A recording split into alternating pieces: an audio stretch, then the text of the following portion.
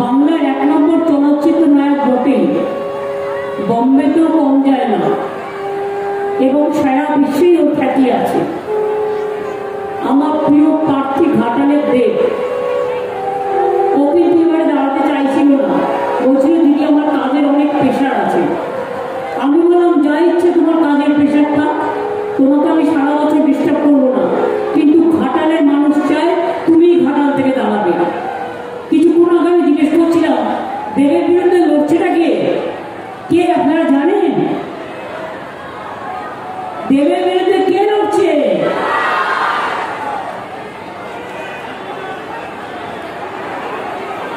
আরে সেটা কে? খায়রা মাথায় দেয়? আমি জানি না, খায়রা মাথায় দেয়, নাম শুনিনি কেউ বিরুদ্ধে লড়ছে। আমাদের এখানে আছেন আশিস হৃদয় উদয়, সভাপতি ঘাটাল সাংগঠনিক জেলা তৃণমূল কংগ্রেস। আমার খুব সম্মানীয় রাধাকান্ত মাইতি, দীর্ঘদিনের দেবরার বিধায়ক ছিলেন, এখনো আমাদের একজন বড় নেতা। মানস দা, শিউলি, অজিত মাইতি, মমতা ভুইয়া, ডক্টর হুমায়ুন কবির, সম্মানীয় ফিরোজা দেবী, দিলীপ মাঝি, সুনীল ভৌমিক, সৌমিত্র সিংহ রায়, সুজিত রায়, প্রদীপ কর, পিসিত মাইতি, আবু কালাম বক্স, শেখ সবেরুদ্দিন, প্রদ্যুৎ পাজা, এছাড়াও ফ্রন্টাল অর্গানাইজেশনের সবাই। এর থেকে বেশি নাম বলা সম্ভব নয় এই কারণে, তাহলে মিটিংটাই আমার নষ্ট হয়ে যাবে। সুকুমার পাত্র, দেবের ইলেকশন এজেন্ট, শান্তি টুডু, নন্দ মিশ্র আমার দীর্ঘদিনের ছেলে, শিখা দলুই, পঞ্চায়েত সমিতি রাজপুর, শঙ্কর দলুই আমার ঘাটালে, এছাড়াও অনেকে ফ্রন্টাল অর্গানাইজেশনের সকলে। আপনারা জানেন এরপর খড়গপুরে আমার মিছিল দেওয়া আছে এবং আকাশের অবস্থা ভালো নয়, আর এখন বৃষ্টি হলেই ভয় লাগে। বজ্র বিদ্যুতে, আমার নিজের জন্য নয়, মানুষ মনে রাখবেন বজ্র বিদ্যুৎ সহ ঝড় বৃষ্টি হলে আগে নিজেকে বাঁচাবেন। একটা মিটিং শোনাটা বড় নয়, নিজেকে বাঁচানোটা বড়। মিটিং নয়, পরে শুনে নেবেন। দেব আপনাদের কাছে অনেক কথা বলেছেন, আমি দু একটা কথা বলি। ওকে কেন জেতানো দরকার? যখন কোভিড হয়েছিল আপনাদের মনে আছে, 2 বছর আগে, তখন আমাদের ইলেকশন হলো। তার আগে 21-এ কোভিডের সময় ও কিন্তু নিজে এরিয়ায় যেত এবং ওখানে মানুষের জন্য খাবার তৈরি করে মানুষের ঘরে ঘরে গিয়ে সেই খাবার দিয়ে আসতো। ঘাটালে প্রতি বছর বন্যা, শঙ্কর দলই জানে যে আমাকে কিভাবে যেতে হয়েছে। ঘাটালে প্রতি বছর বন্যা, মেদিনীপুরে প্রতি বছর বন্যা, দাসপুরে আমার কত পরিযায়ী শ্রমিক আছেন। আমি একবার মুম্বাইতে গেছিলাম, মনে আছে আপনাদের? একটা বোমা বিস্ফোরণ হয়েছিল একটা ছোট্ট ঘরে, আমি গিয়ে দেখেছিলাম এইটুকু একটা ঘর, তার মধ্যে 20 জন বাংলার ছেলে তারা আছে একসাথে, বাথরুমও সেখানে এবং খাওয়ার জায়গায় সেখানে। আমি সেই থেকে ভেবেছিলাম বাংলার স্বর্ণকাররা মনে রাখবেন বিশ্বের সেরা। বাংলার যারা ডোকরা, বাংলার যারা মাদক তৈরি করে, বাংলায় যারা পুতুল তৈরি করে, আর বাংলায় জরি শিল্প, শিল্পা, তাঁতি শিল্প, তাঁতের শাড়ি শিল্প এবং সোনা যারা তৈরি করে, স্বর্ণকার, তাদের জন্য দাসপুরে হাব হচ্ছে গোল্ডেন হাব, গোল্ড হাব। যে সোনার দোকানে এসে আপনি কাজ করবেন, এটা আপনার ঘর, আপনারা কাজ করবেন। হাওড়ায় আমরা করে দিয়েছি জরি শিল্প, স্বর্ণ শিল্প, এমনকি লেদার ইন্ডাস্ট্রি। 5 লক্ষ ছেলে মেয়ে চাকরি করছে বাংলায়। সারা ভারতবর্ষের সব লেদার ইন্ডাস্ট্রি বাংলায় চলে এসছে। মনে রাখবেন দাসপুর, কেশপুর, পিংলা, দেবরা, সবং থেকে শুরু করে যারা এখানে আছেন, মনে রাখবেন আপনারা পাশাপাশি অঞ্চলের সবাই, আমরা একটা ইকোনমিক করিডোর করছি। সেটা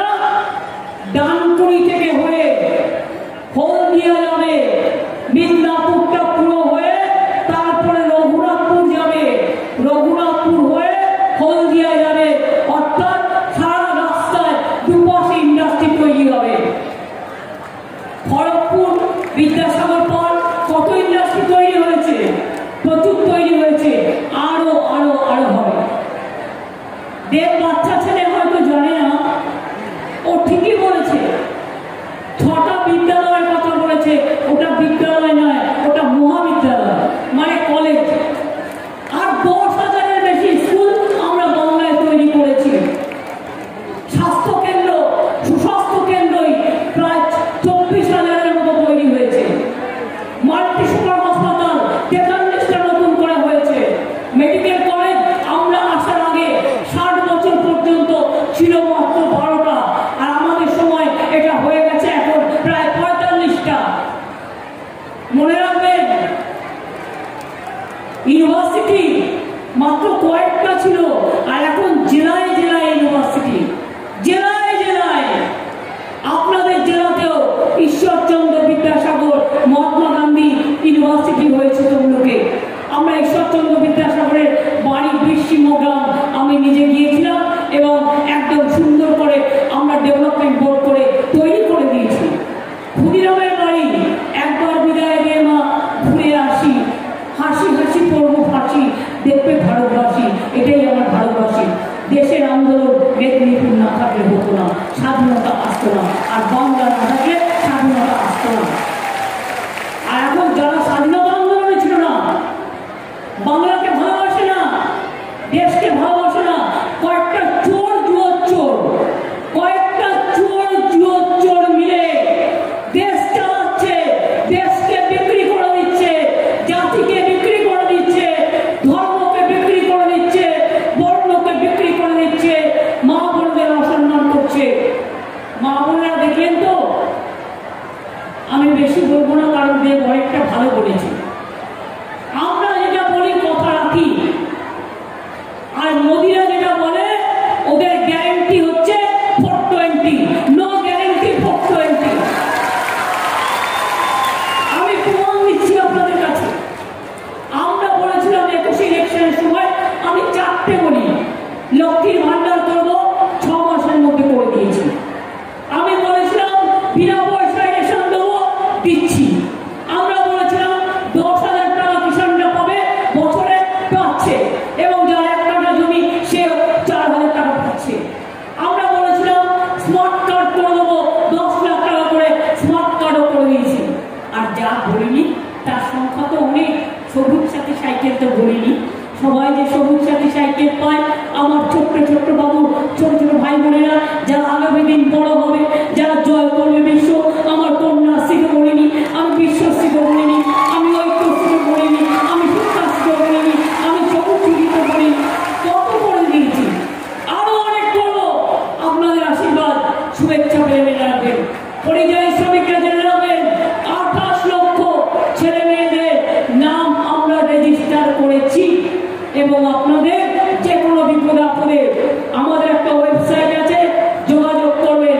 আর পরিযায়ী শ্রমিক যারা, তারা যেখানে যেখানে বাইরে কাজ করছেন, চলে আসুন, আপনাদের আলাদা করে একটা স্বাস্থ্যসাথী কার্ড দেবো।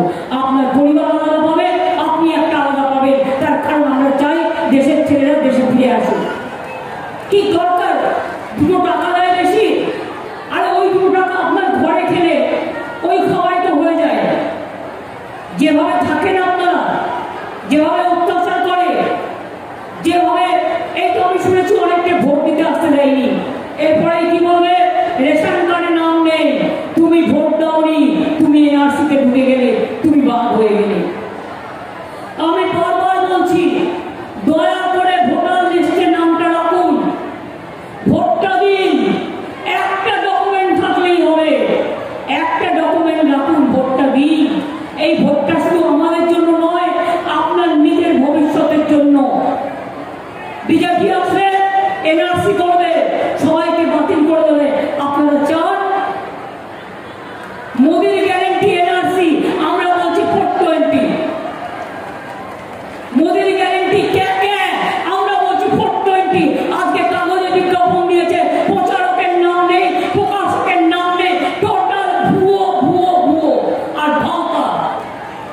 ক্যাটে কেউ গেলেই ফাঁদে পড়বে।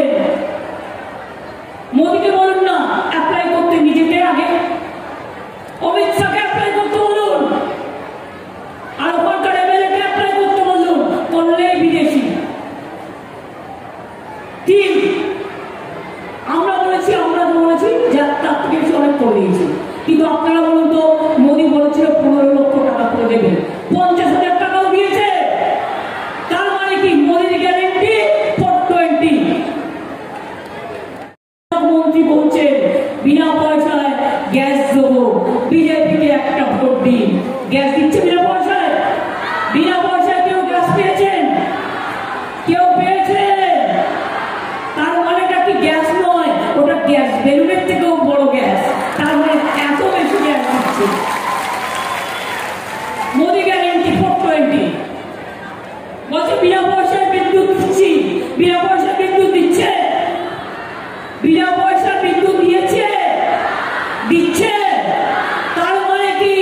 420 নো গ্যারেন্টি। বলছে বিনা পয়সায় জল দিচ্ছি। একদম মিথ্যে কথা। জল আমরা করে দিচ্ছি, আমরাই করে দেবো। মোদী গ্যারেন্টি 420। পয়সা এসে আমরা দিচ্ছি, আমরাই দেবো, নো গ্যারেন্টি 420। চাকরি দেবে, নো গ্যারেন্টি 420। চাকরি, মানুষ থেকেও বাঘের নাম শুনেছেন, চাকরি থেকেও বাঘের নাম শুনেছেন? বিজেপি হচ্ছে চাকরি থেকেও বাঘ, সবার চাকরি খেয়ে নিচ্ছে। আর এরা লজ্জা করে না? এক একটা ছেলে মেয়ে কত কষ্ট করে একটা চাকরি জোগাড় করে, তার চাকরি খেয়ে নিচ্ছ। তোমার ঘরের ছেলে মেয়ে চাকরি চলে গেলে তুমি আজকে কি করবে? তোমাদের তো প্রয়োজন নেই। বিজেপি করলে এই দেখছেন আমার একটা ডায়াস, এটা হয়ে যাবে বিজেপির ভাত পাও ওয়াশিং মেশিন। চোর ডাকাত বজ্জাত মাফিয়া সব ঢুকে যাবে এটার মধ্যে। আর নিজেরা বড় চোর বলে বলছি 100 দিনের টাকা কেন দাওনি বাবু? বলছে তৃণমূল চুরি করেছে। পরে তুমি বাড়াবাড়ি কেন করে দাওনি বাবু? বলছে তৃণমূল চুরি করেছে। আমি বললাম একটা প্রমাণ দেখাও বাবু। কোনো প্রমাণ নেই। 350 টিম পাঠিয়েছ, জ্বালিয়েছ। আমরা তোমরাই সার্টিফিকেট দিয়েছো ইন্ডিয়া গভর্নমেন্ট।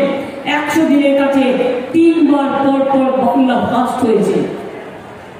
গ্রামীণ রাস্তার কাজে বাংলা ফার্স্ট হয়েছে, পাকা বাড়ির কাজে বাংলা ফার্স্ট হয়েছে।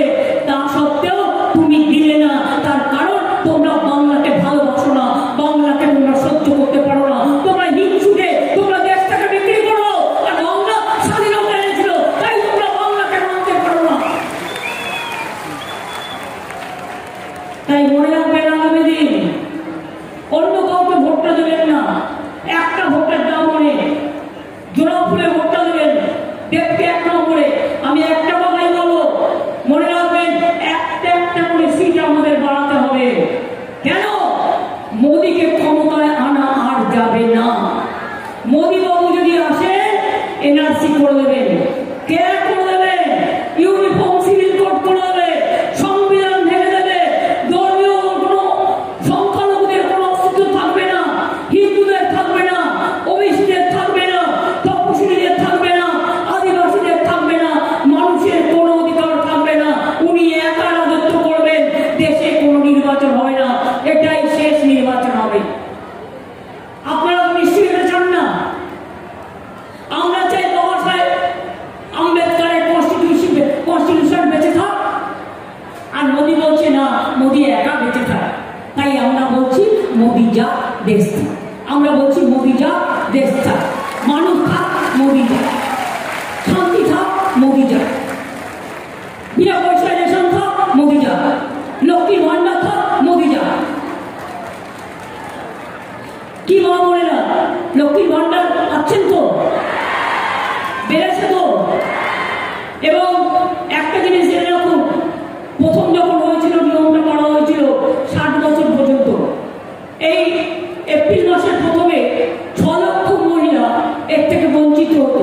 তার কারণ তাদের 60 বছর পেরিয়ে গেছিল।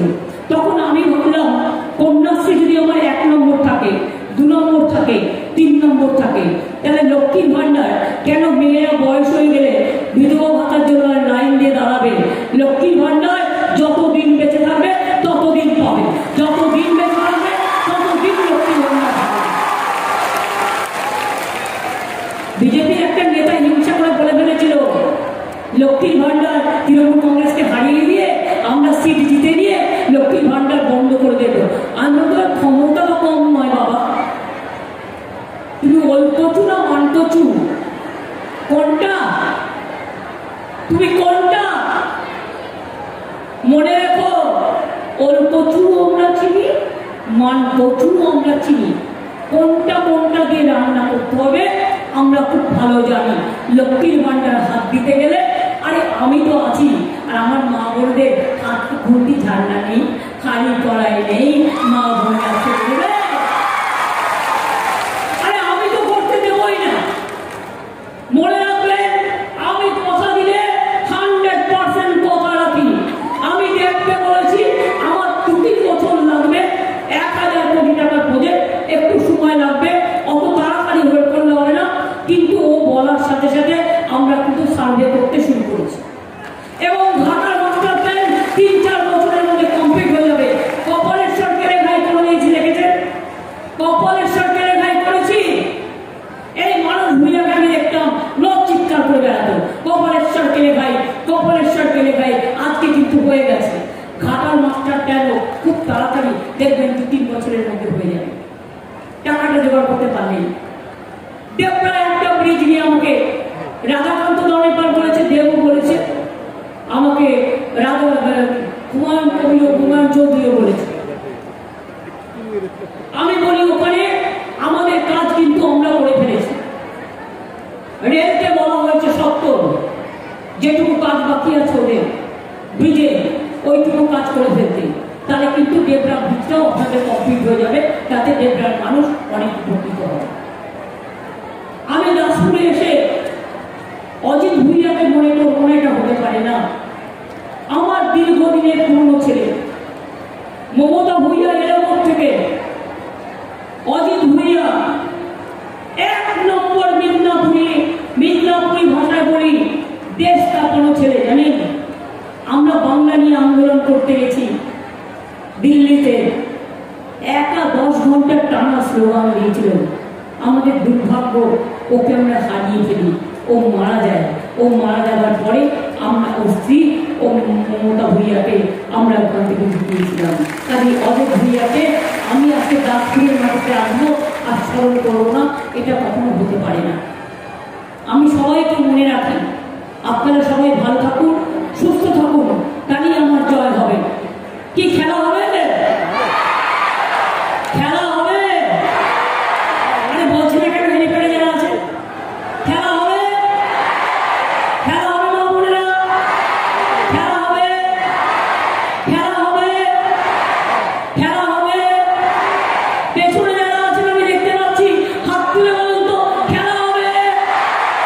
খেলা হবে? খেলা হবে?